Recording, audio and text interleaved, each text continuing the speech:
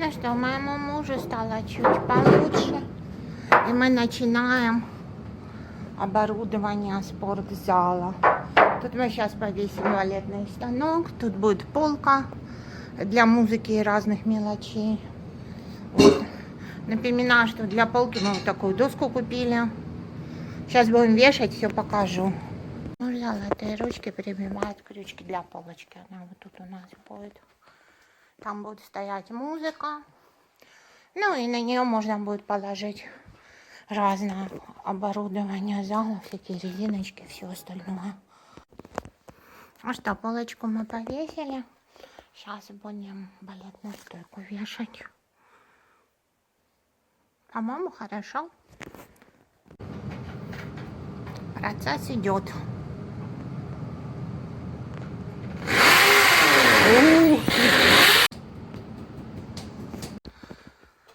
Мы опять продолжаем делать двери. Муж вот разложился своими материалами. Ну что, у него выходит. Сделал вот такую конструкцию. Сейчас мы ее прибьем, закрепим еще по центру несколько раз.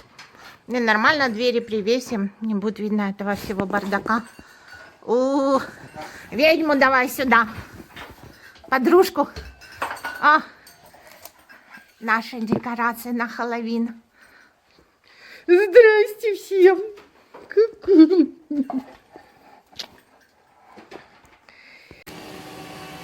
Что бы кто ни говорил, но не все американцы такие мастеровитые, как мой муж.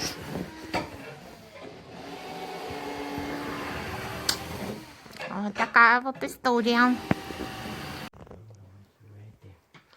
Я туда даже с пылесосом долезть не могу, чтобы подстраховать. Ух. Crazy.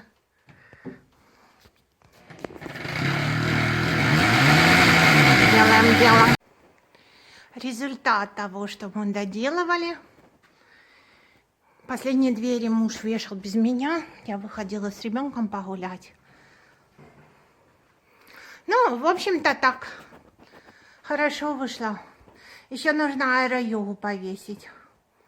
Но мне нравится результат, абсолютно нравится. Сверху, я не знаю, заделывать ту дырку или же муж хочет сделать драйвол туда, гипсокартон. А я не очень-то и хочу, потому что это подвал, и там еще и дырка для слива в этом шкафу. Я все-таки хочу, чтобы оно как-то проветривалось.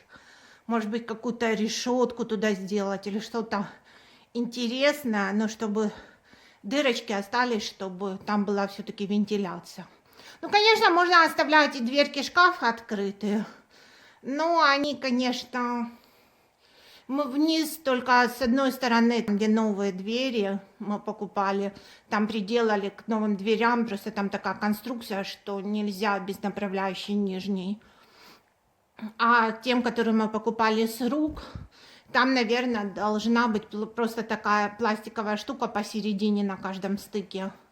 Но что-то не очень хочется долбить пол и туда эти штуки приделывать. Тем более, если бы это шкаф был в спальне, и им нужно было пользоваться каждый день, то, конечно, может быть, это имело бы какие-то сложности. Но так мы сложили туда всякие новогодние игрушки и забыли, то мы не будем туда лазить каждый день в этот шкаф, то вполне оно может себе и так висеть.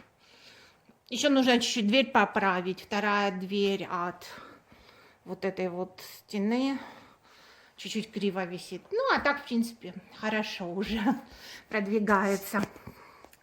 Конечно, с карантином мы не вызовем электрика, и мы не можем эту лампочку поменять. Тут чуть-чуть темновато. Но как вызовем электрика, так можно дальше продолжать делать ремонт. Вот такие вот у нас дела. Я сюда под это видео вставлю, как мой мальчик сходит с ума на заднем дворе на карантине. Весь в грязи. Подписывайтесь на канал, ставьте лайки.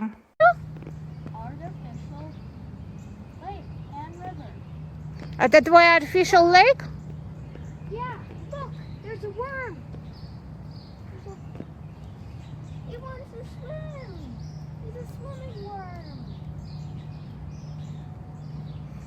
А ну покажи голову. Ты уже весь грязный или местами только?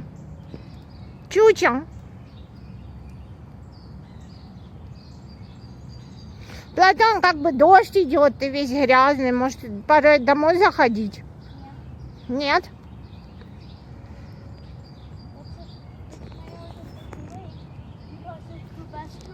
Look over there. I can show you downstairs. Best time. This is how dirty I am. Смотрите, какая у нас красота. Расцвели эти желтые цветочки. Правда, забыла напрочь. Вылетела из головы. Как они называются. Птички поют. О, вон еще беленькие такие. Это у нас эти вот. Тюльпанчики такие беленькие. Не, это тоже эти. Только другая разновидность с оранжевыми серединочками. Какая красота. Дождик будет, наверное. Очень тепло на улице. Платон найдут уроки. Птички поют. Все равно люди ходят, играют по полю. Очень красиво, очень.